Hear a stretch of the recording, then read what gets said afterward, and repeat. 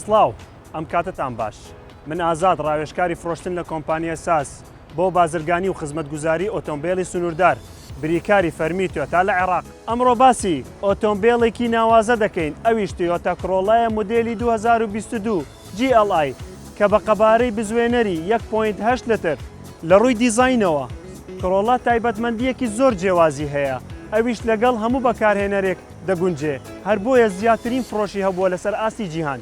لە ئێستادا لەگەڵ کڕینی هەر ئۆتۆمبیلێکی کۆڕۆڵا لە کۆمپانیای توێتە ساز سوودمەند دەبین لە بەدەستهێنانی خزمەتگوزاری بەبێ بەرامبەر ساڵێک یان 20,000 کیلۆمەتر سەرەڕای بوونی گەرنتی 3 ساڵ یان 100,000 کیلۆمەتر کامیان زووتر بێت. بۆ زانیاری زیاتر سەردانی یەکێک لە پێشانگاکانی کۆمپانیای توێتە ساز بکەن یاخود پەیوەندی بە ژمارە تەلەفۆن 6000 بکەن. زۆر سپاس.